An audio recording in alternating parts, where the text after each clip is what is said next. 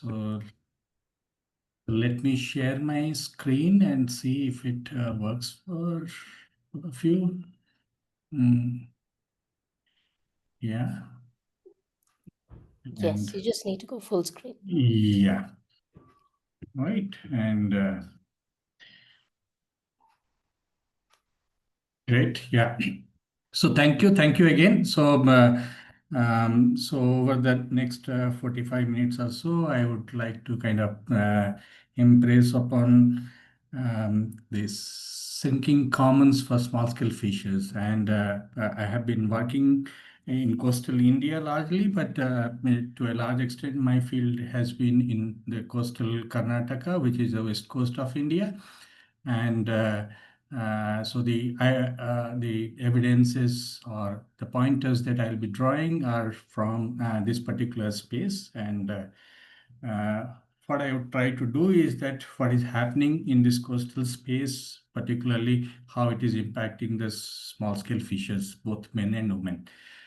And this project, this presentation is part of learning from several projects that I have been involved in, starting with Fish for Food project that we had from NWO, and then dried fish matter from SSHRC, and then we had an Indian Ocean Collaborative funded by SSRC, and recently ongoing project called Small Reimagining Small Fish Food Systems. So that's again SSHRC. And there's several people, and only few of them are in this photo, but that's what you can see. But there are many more people who are involved in this, and the knowledge that I'm drawing is not only my own, but there are many people who have contributed to this process. When I'm talking about this shrinking space for small scale fishers, what I would try to do is not only talk about the physical space, but also thinking about a little bit about ecological space, livelihood space, policy space, rights space, how these spaces are kind of shrinking for small scale fisher. And when I say fishers, I mean both fishermen and fisherwomen. So I kind of try to draw upon some of these different kinds of ruptures. A lot of these are anthropogenic, a lot of these are blue economic, capitalist growth factors which are playing role in this, and also fish diversion, which has become a very prominent issue in recent times. Uh, and coastal areas are up for grabbing by different actors, not only the deep sea mining and the coastal harbors and ports that we see, but also tourism, ecotourism, hotels, resorts, and all those things also have come up in these coastal areas, and that leads to different kinds of ruptures and stresses for small-scale fishes. And there are also climatic factors which do play important role. The kind of extreme events India has been experiencing, East Coast particularly has been seeing that, but it's also equally evident in West Coast. Erosions and accretions are also part of the story. So I'll try to bring upon some of those factors while giving you telling you about Karnataka. That's where my majority of my work is engaged. So before getting into that, I would like to kind of give you a broader picture around that when we are talking about marine fisheries or small scale fisheries, it's quite huge. And globally, we kind of 100 million tons of fish being captured, and large number of people are engaged in these activities. Directly who are involved is more than 100 million people, of which almost half of them are women, or 40% of them are women, and precisely around 45 million women who are engaged in these activities. So, and this particular activities globally, if you see, fish has been one of the very important source of nutrition. Particularly small fishes are very important, and if you have to look at like 50% of women's omega-3 fatty acid needs. It can be contributed through these fisheries. Most of the micronutrients, zinc or iron, all those nutrition fish can kind of play a very, very important role to address those issues also. So from a nutrition perspective, food and nutrition security perspective, this is also a very important dimension. Just in case some of you are not aware of how this fishing boats and gears look like, they are varied and it is quite complex. But you can see in the top corners, essentially, those are the people who are engaged in those activities are called small scale fishers. This can be motorized, this can be non-motorized. And below what you are seeing are largely the trawlers and purseners. And these are essentially classified as large scale fishers. So my focus is on the small scale fishers part of it, and those who are using this kind of gears and also engaged in the value chain subsequent to the landing of fish. Right. And telling you a little bit about India's story, India broadly had three phases of the what we call the Revolution, and there are obvious ruptures are there. But one of the first phases was that when India went into mechanization of fisheries in 1960s and early 70s, and that's the time we saw the fisheries as an important sector for earning foreign exchange for India, and it had been promoted in similar fashion throughout the subsequent period as well. Even today, when we talk about marine fisheries, a large part of it is kind of considered as part of earning foreign exchange for India. In 2000, broadly, we saw kind of increase in commercial aquaculture. In the coastal areas, you will find shrimp and prawn cultures, and particularly East Coast, especially in Andhra coast, in Godavari Delta, you will find many, many places where the shrimp aquaculture is kind of promoted. I'll get back to that story a little later, but 90% of this aquaculture products are for export. It earns about $5 billion worth of foreign exchange, and India is one of the largest exporter of this shrimp. And barring the recent Trump tariff, it has been US has been one of the major destination of shrimp from India.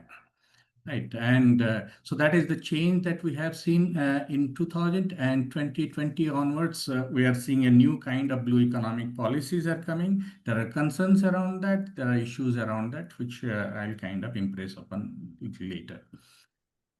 Just to understand how the trajectory of the changes look like to in terms of production, in terms of share in the marine fisheries space, you will find that the number of large-scale fishes are increasing, but so as small-scale fishes. The total production had increased from a barely, say, 1.5 million tons to about 4.5 million tons. But it has been stagnant since say late early 2000. So it has been fluctuating around 4 million tons of marine fish production. And in that, you see that the share of large-scale fisheries are kind of increasing, and which means the number of small-scale fishers are increasing, but their share in the total output is declining. It is also impacting their households, their livelihood. So in that sense, in the total production, there has been a kind of a shrinking share for the small scale fishes. So that's for the Indian context. So now based on this, how it looks like when we go to the coast and what are the kind of transition that we are seeing. I will kind of tell you through the stories from the Karnataka coast, which is part of Western India, and it has about 300 odd kilometers of coastline. Starting from south is Mangalore and north is Karwar, and north side it is adjacent to Goa and then Maharashtra, and south side it is Kerala. So in this space that I have been working, and to a large extent, have been working in the northern part of Karnataka, which is predominantly small-scale fishes. The ecological activities, ecological space also is somewhat less disturbed compared to what you see in the southern part of Karnataka, which is largely urbanized, and the fishing activities also highly industrialized. Right. So let me take you through one after the other stories. One of these stories is from, this, there are many rivers which kind of drain into the sea, and in this coast is the Arabian Sea. And there is the story of two rivers. One of these river is called Saravati, which drains in a place called Honavar. And about 30 kilometers away from that, there is another river called Aganashini. And why I'm saying these two rivers stories, because Aganashini is one river which is undammed, and it's one of the very few rivers which are undammed. And very recently, the estuarine area of it was declared as a Ramsar site. And Sharavati had two dams basically. One Linganamaki Dam, which was built in 1960s, and then Gereshopa is another dam which was built in 1980s. And why I'm telling about these two rivers, because it can tell you that what are the kind of ecological differences that comes in when you compare these two rivers, just 40 kilometers, 30, 40 kilometers apart. And what has happened to this Saravati river is that it has been moving northward much faster, draining into the Arabian Sea. And with that, what happens is that you get a created land or coastal areas where recreation happens, and there are areas also the other side of other bank of it. There is erosion that happens. So when erosion happens, people do lose their assets and properties, houses, many other things in the erosion. But when the accretion happens, who claims this space? So you're looking at these two Google Earth maps. You can see that there is a yellow line, which is basically the bridge, and that kind of gives you a reference point for how this accretion has happened.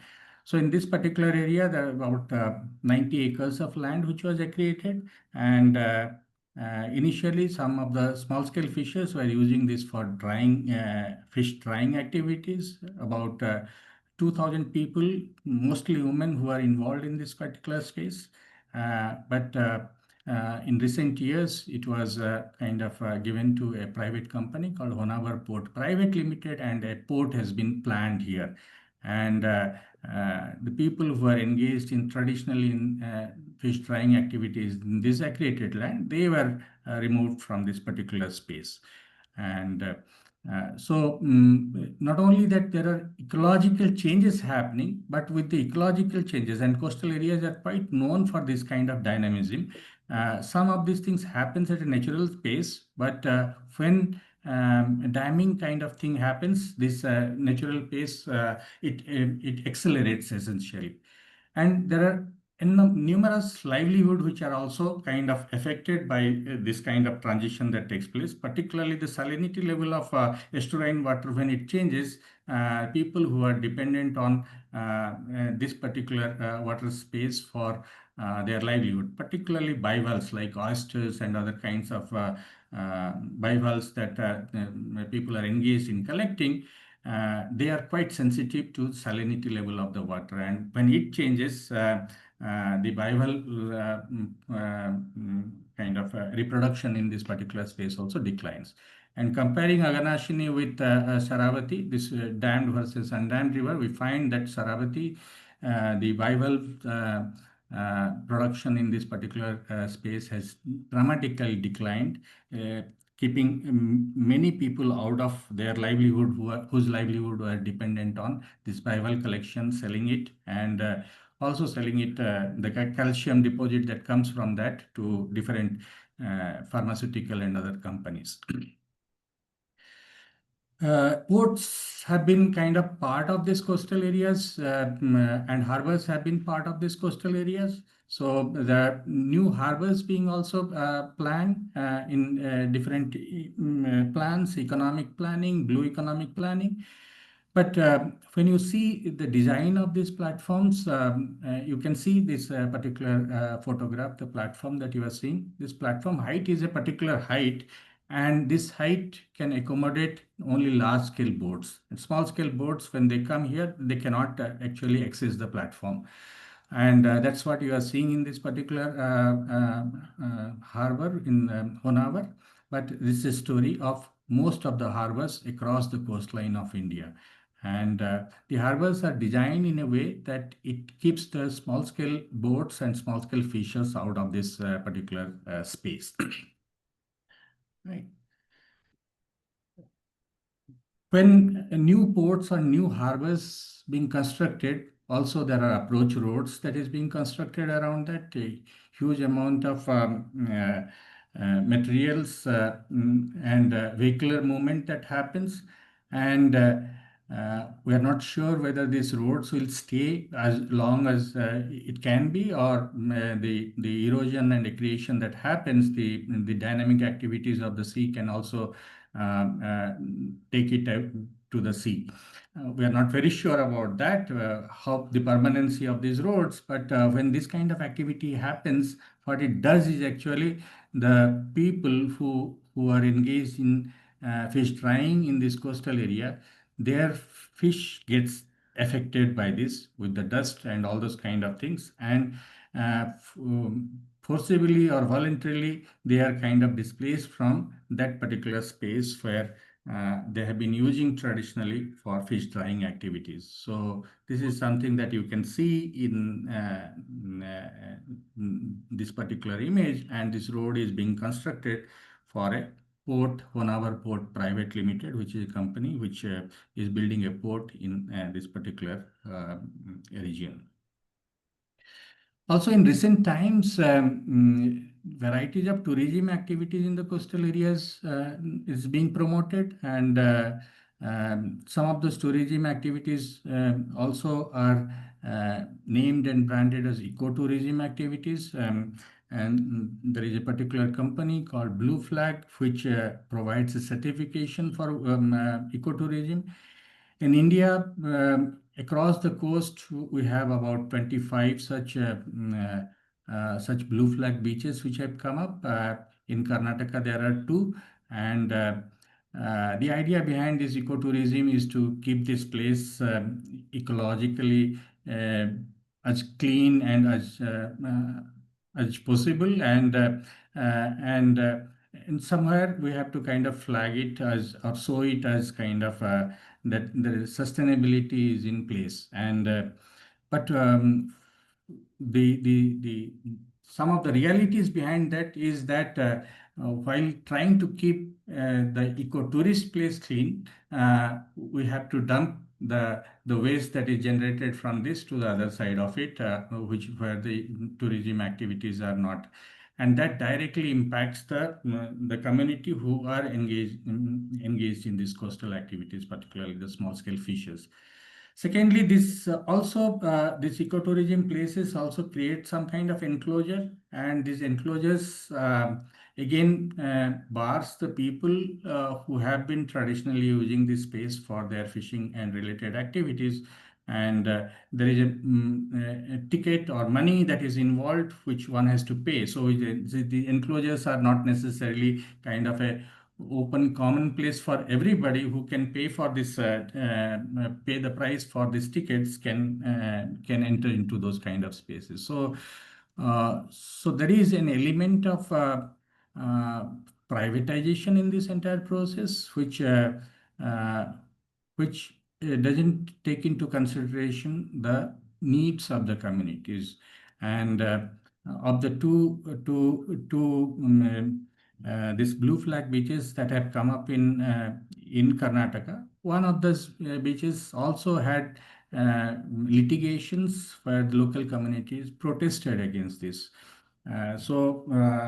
That's the story of ecotourism and how it is kind of taking the people, the local community from their traditional activities and making it difficult for them to kind of engage in those activities in that space. In these estuarine areas, you will find in many of these estuarine areas, actually, you will find these cages, this blue color squares that you are seeing. These are all cages, and these cages are kind of increasing and at a kind of a exponential rate, actually. It's promoted by state to do cage culture. And kind of fish that is grown in this particular cages are called sea bass. Sea bass is not largely consumed inside India, but it's used for export purpose. Uh, and it earns quite a bit of foreign exchange, definitely. Uh, but and it's a carnivorous fish. And given the kind of the extreme weather events and climatic events that happens, these exotic species, when they get into the local water bodies, what kind of impact it would have on the aqua biodiversity is not known. But there are other things also that happens. People who are kind of engaged in these aquaculture activities, one thing it does is that it creates a private space in the commons. This is a space where the traditional fishers, particularly the fishing communities that I know, the Zambikas, the Harikantas, the Karvis, who have been engaged in this particular space for fishing activities. And estuarines are highly productive space for fishing. In the mangrove areas, you get crabs, and there are varieties of fishes that you get in these estuarine areas. And those who know about salmon as a fish, that know that that is a fish which kind of lives in the marine water but comes to the fresh water for breeding. And similar kind of fishes like ilsha in India, which is one of the fishes which lives in marine scape and comes to the estuarine and freshwater space for breeding purpose. And these are highly valuable, highly delicious, and species. And a lot of our food and nutrition requirements are also dependent on those species. And when we create this kind of cages, it also hampers the movement of those fishes. Apart from creating private space within the commons. And what this sea bass eats, because it's a carnivorous fish, it eats also small fish. In most of the marine scape, you will find that the fish eats fish, and big fish eat small fishes. So to do this cage culture of sea bass, you need to feed them. And what you are seeing in these photographs is this bass are fed with mackerels. And these mackerels that you are seeing are pretty much food variety fish which could have taken care of food and nutrition requirements. And mackerels are among the small fishes, and the small fishes are generally affordable. If plenty of those are harvested at a particular point of time, then a lot of those are dried. Salting and drying is one of those activities, and then that's the way it works as a preservative. And most of these salted dried fish actually go to the hinterland. And in India, particularly in plantation areas, in tribal areas, dried fish is an important part of food menu, and it's an important source of and cheap source of nutrition for many people, particularly the vulnerable social group.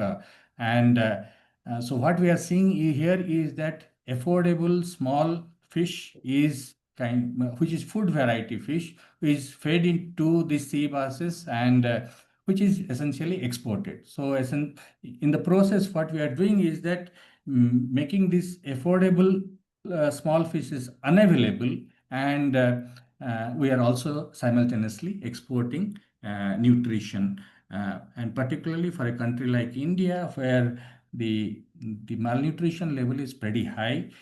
Almost 25% of our children are stunted and wasted, which is significant number.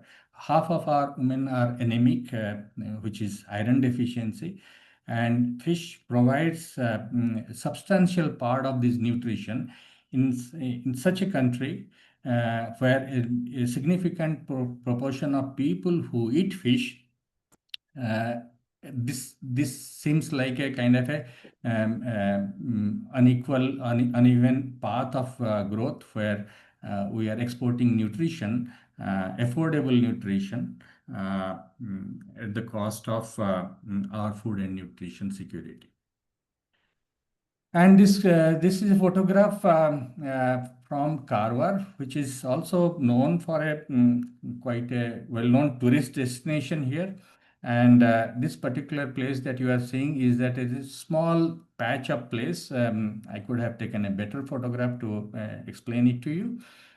This is a small patch in this Karwar coast, where these women are engaged in fish drying. One side of it is a resort which has come up in recent times to cater to the demand of tourism, and the other side of is a beach, which is a tourist beach, and a lot of tourists do come into that particular place.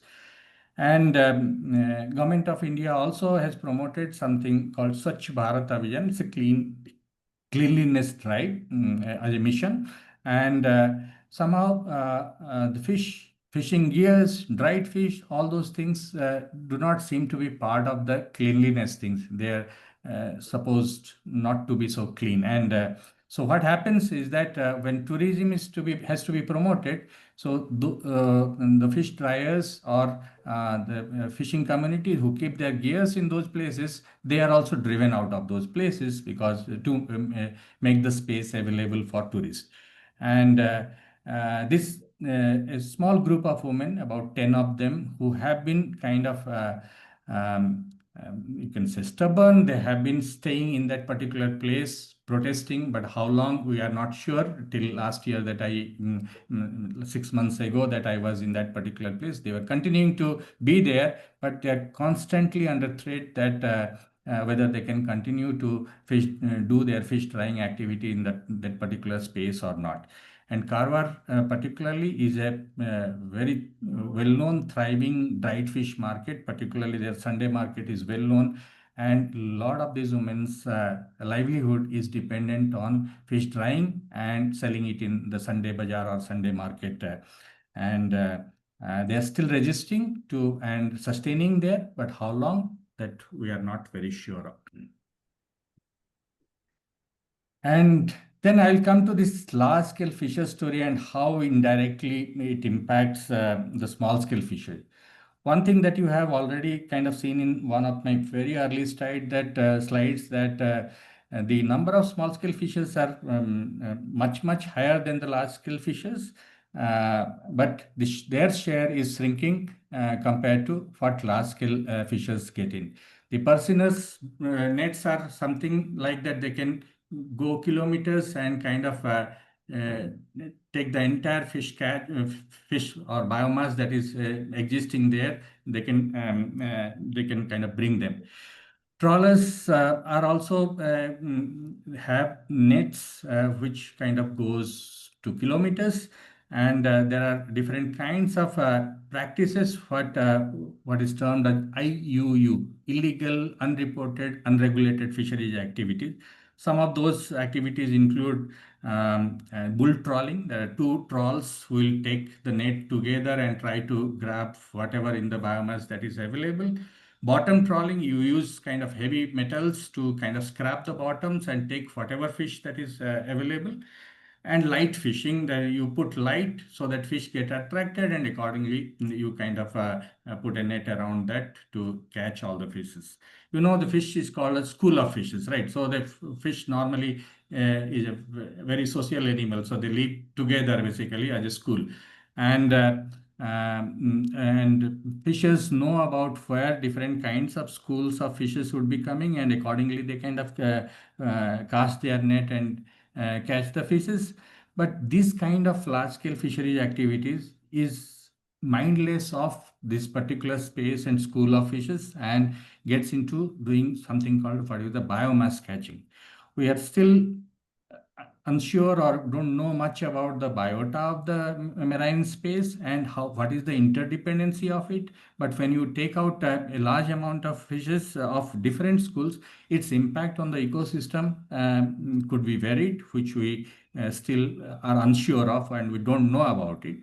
But when this massive fish that is being caught, and what is driving this is that in recent time is that there is a market for this. Not all fishes go for food, not for food variety export or domestic consumption, but a significant proportion of this fish goes to fish meal industries, where fish is put into a centripetal machine, and we make fish paste, fish oil, fish powder out of it.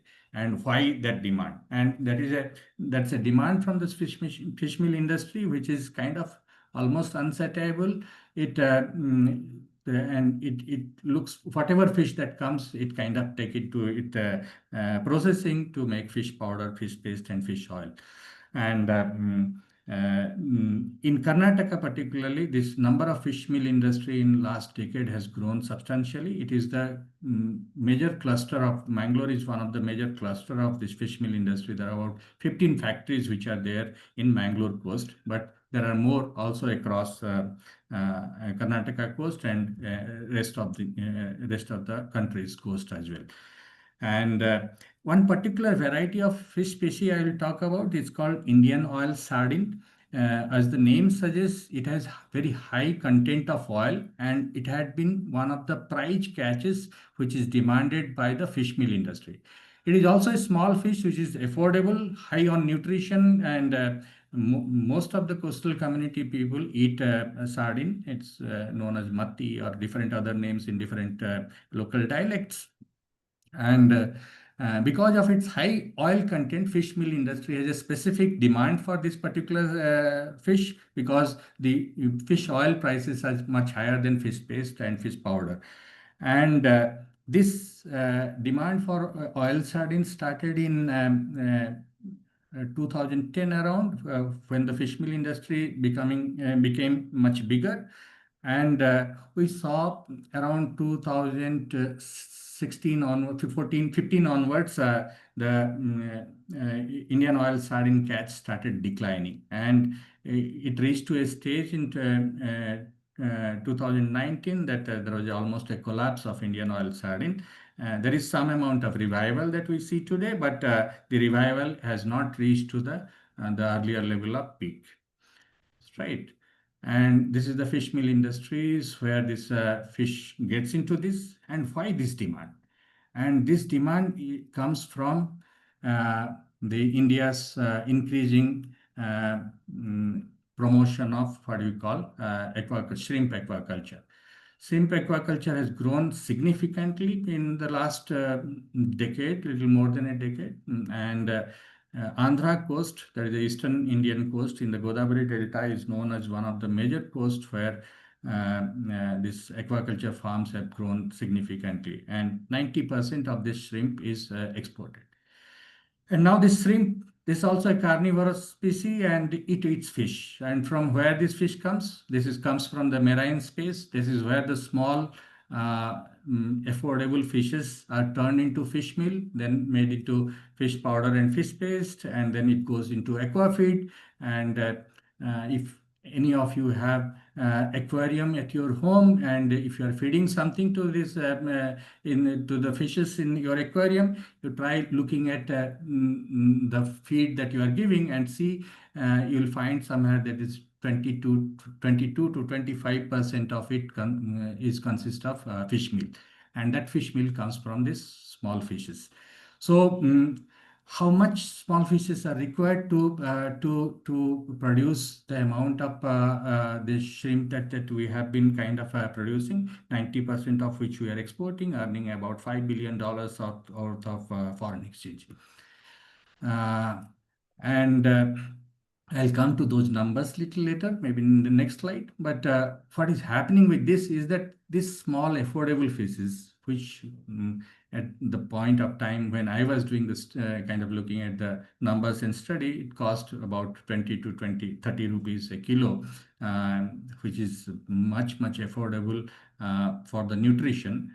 And now these are made into fish meal that goes to aqua feed and then goes to shrimp farms, and then shrimps are getting exported.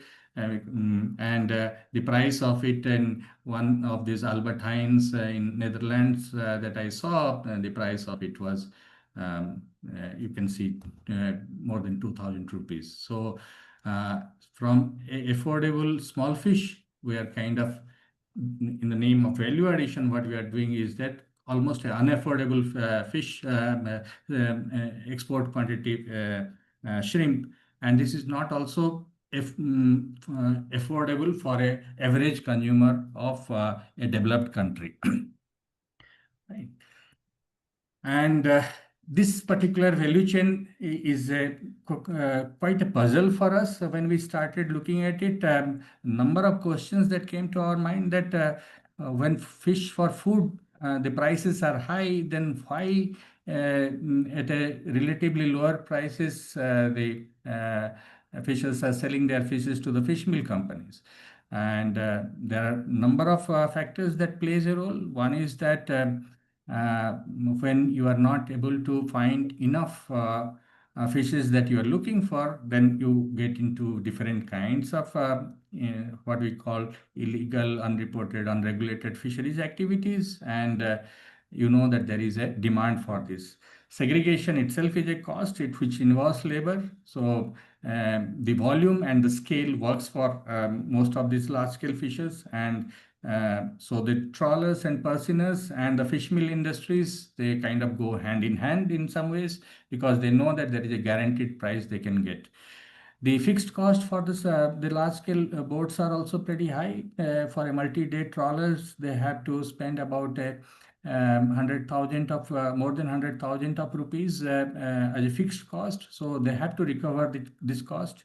There are fish workers who are working in this who are to be paid wages, and so that is another thing that is driving them, that they have to recover their fixed cost, and whatever additional they get is their bonus. And that is another factor that is driving them to selling their fishes to the fish meal factories. And what is the magnitude of it? I mean, so this is the kind of the broad value chain looks like that the boats which are carrying their fishes from across the coast, it is loaded into the trucks and going to the fish meal factories, and then fish meal factories make feed, and the feed goes to aquafeed companies where aquafeed is made, and then it goes to shrimp farms where the shrimps are fed with this aqua feed, and then this shrimp is kind of sorted and exported.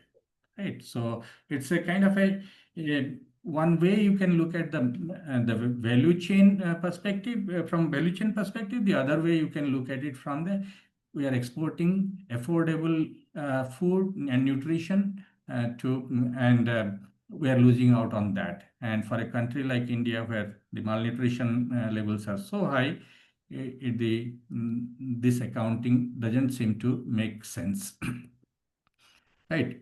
So how much is this affordable food is kind of transformed into this aqua feed and going for export market? And we try to look at these numbers. There are varied numbers that came from different associations and different types of database, including this Fish Meal Fish Oil Export Association, Government of India's some of the numbers, but these numbers were somehow we are not able to find a kind of a way to verify because the variation in these numbers are very high. Then we thought that we would do a calculation of it. We went into doing a kind of a reverse calculation. What we knew very clearly is that how much shrimp is exported. and export data are a lot more reliable compared to other kinds of data. And in a particular year, for say 2019 that we calculated this, so we about 680,000 tons of shrimp that we are exporting. For producing 1 unit of shrimp, it requires 1.4 units of shrimp feed, and that shrimp feed basically contains about 20 to 25% of fish meal, and uh, uh, and that fish meal, for producing that much of fish meal, we need about 5 times of it raw fishes.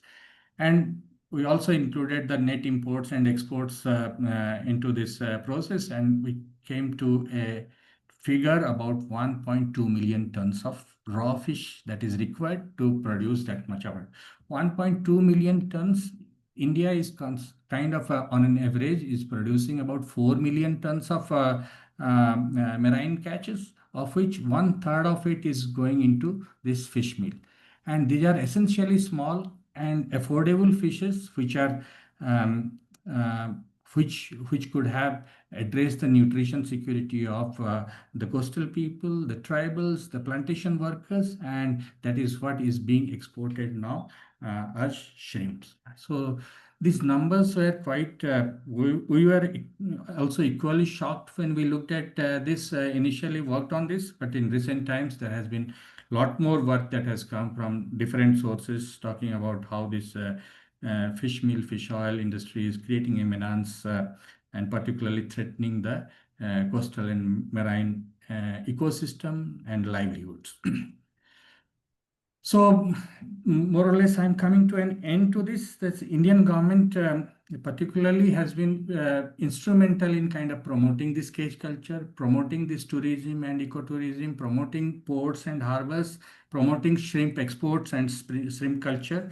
So we have a separate coastal aquaculture authority to kind of look at aquaculture production. We have a marine product and export development authority called MPEDA, which specifically looks at the marine export part of it. So it has been promoted significantly over the decades. And in recent years, even much more at a higher level. But when you look at some of these recent policies, particularly the blue economic policies, you do a control F and you look for certain kind of words that you are interested in, like small scale fishes, women, dried fish, dry fish, or fish processing. All these words you will find barely being stated. Small scale fishes, men and women, dried fish, which are substantial part of food and nutrition security and substantial part of livelihood, do not appear in any of these policy documents. And whereas all other things that you saw through this presentation have a significant presence. Of course, we also get sustainability as a word quite more frequently. We have to look. Amlendra, if you Yeah. don't mind, we're running out of time.